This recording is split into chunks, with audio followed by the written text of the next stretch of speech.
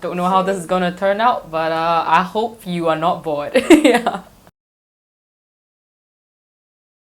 Hi everyone, I'm Elizabeth, we can call me Liz, and I'm from the class of 2019. Yeah. How it all started was that when I was 8, my dad bought me a Walkman, like those ancient things, right? Yeah, so I think the first CD I ever got was a Shania Twain one. So yeah, country music isn't really my thing now, but yeah, I really enjoyed that then. So I used to just plug it in and then like sing it out, and then my parents were like, "Huh, okay, she's not off tune. This is not bad."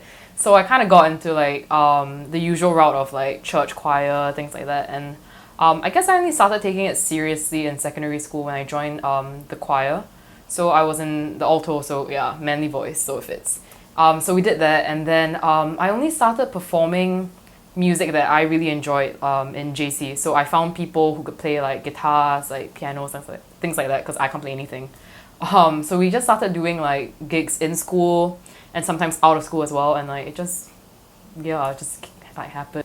I think that singing allows me to be vulnerable on a stage in front of other people in a way that I'm still comfortable with, because I tend to do other things like public speaking as well, and I feel like when you do public speaking you can present like the most confident persona that you have, but when you sing you're sort of packaging up what you feel in your heart and you're giving it to the audience, and if they respond well and they say, "Oh, we really enjoyed the performance, we felt something," it's sort of like them saying that they get what you like as well, and it's just something really personal.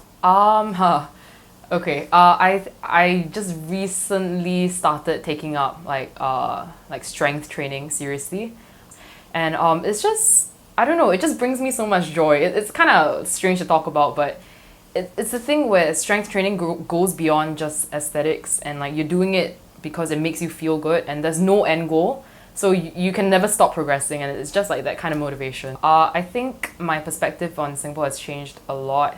When I was in secondary school, I was super angsty. Damn, I hated Singapore. Like, it was real. Like, I want to get out. And I think that was really linked to like the amount of stress that was imposed on us, because O levels was like crazy. But when I went to JC, I had an amazing experience, and I think what that taught me was that it doesn't really matter where you are. It's more who you are going through the experience with, and like who your friends are and whatnot. So I realized that I had to like mature and not put the blame on Singapore for everything. I live in Upper Paya Lebar, but it's so upper that it encroaches into Serangoon. So it's just weird, like really. And like it's kind of like the industrial area, like there's Sake Sushi headquarters there, there's Charles and Keith headquarters. It's just a strange place. There are like 2 parks near my house. So there's a small one that I used to go to every day. And then there's a huge one which has beautiful like trees, and like they have like nice swings and everything. Yeah, so my brother and I used to cycle to the park every day, and we would cycle back by 7 p.m. so we could catch the Channel 8 drama. And we used to have like this whole crew of like neighborhood kids. We would like play games and everything. Yeah, it was a good childhood. Yeah. Haha, what was I like as a child? Uh-oh.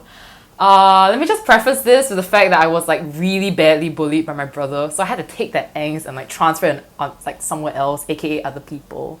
So I was like a really bad bully when I was younger. Like it was bad, and like it wasn't even like physical like intimidation. Even though I'm really tall, it was like mental manipulation.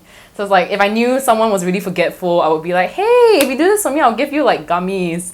And then I know that they'll like forget that I made that promise like the week before. So like the next week when I see them, I'm like, "Hey, if you do this for me, I'll give you gummies." And like the cycle would just repeat. So yeah, that happened. But I kind of like, remolded that manipulation into leadership positions in school. So like more productive method.